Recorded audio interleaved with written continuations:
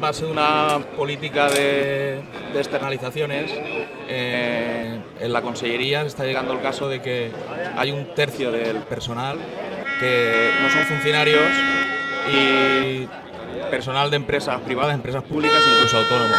En esta consellería hay un tercio de personal, somos unos 600 trabajadores, 200 son de empresas privadas y públicas y autónomos. Hay empresas de todo tipo, de Maersa, que es una empresa pública, pero que además es sociedad anónima, empresas privadas como Indra y, como ya he dicho antes, hasta autónomos. El Servei Territorial d'Habitatge, en aquest moment, totes les subvencions d'habitatge que se donen als serveis territorials de València estan duent-los una empresa privada, que se diu Indra, en lloc de personal funcionari. És prou paranoide. I aquestes persones que no són funcionaris públics estan manejant subvencions públiques, estan manejant dades personals de les persones que demanen aquestes subvencions i al final estan decidint si una persona rep o no uns diners públics sense tindre una formació y unos criterios públicos.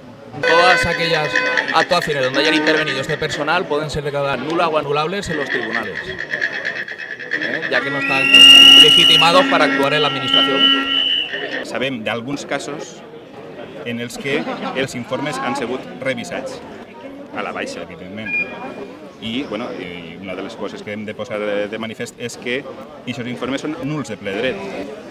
Això és molt greu, perquè fins i tot imaginem-nos que si hi ha un informe fet en totes les de la llei en les que se denegue, per exemple, de determinats usos o determinats moviments a fer en un PAI i que la constructora diga no, és que el que ha fet aquest informe no és funcionari i per tant no val. Según Edificación Urbanística, de 9 funcionarios, creo que solo 2, de 9 personas solo 2 son funcionarios. Y en el área donde tramita las evaluaciones de impacto ambiental sucede 3/4 de lo mismo. És una conselleria molt delicada. Penseu que està duent urbanisme, està duent l'ordenació del territori. Per exemple, tots els PAIs han de dur un informe d'impacte ambiental. Aquests informes els haurien de fer funcionaris, no els estan fent funcionaris, els estan fent personal d'empreses externes. Què anem a aconseguir? Mà lliure?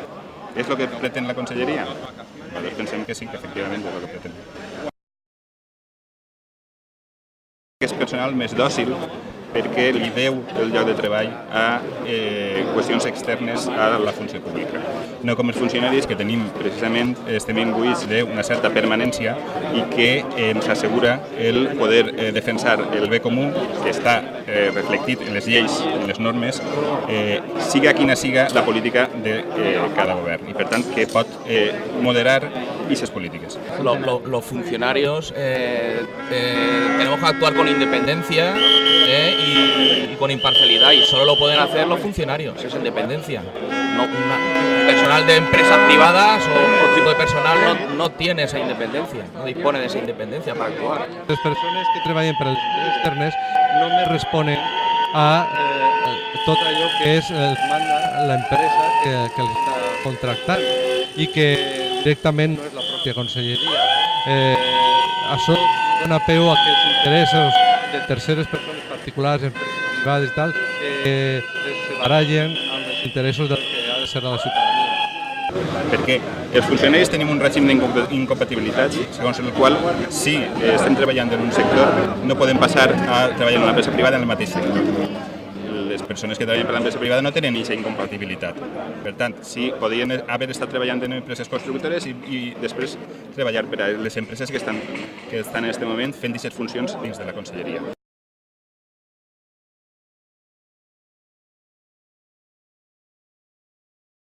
Què estem reclamant? Estem reclamant que aquestes places, aquest personal es transformi en personal públic, en una ocupació pública i que siga ocupat per funcionaris que siguin elegits de forma reglamentària, és a dir, a través de les oposicions, a través dels concursos o a través de les borses de treball.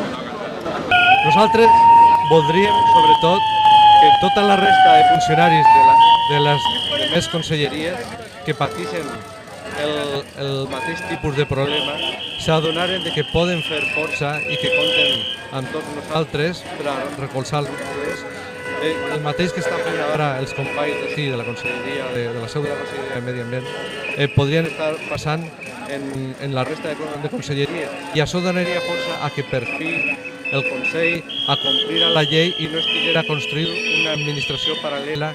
De veres, anem a insistir molt en que el públic en general comprenga, perquè no és una qüestió de corporativisme, no se tracta d'això. Nosaltres les places que se creen volem que siguin cobertes per personal que siga seleccionat entre els ciutadans que estiguin preparats per a fer-ho a través de les oposicions. Vull dir, no és una qüestió de que volem tirar a uns treballadors per a posar a uns altres. Volem que els treballadors que gestionen les coses públiques siguin treballadors públics, perquè això és bo per a aquesta societat que se suposa que és tan avançada i tan de dret i tan social.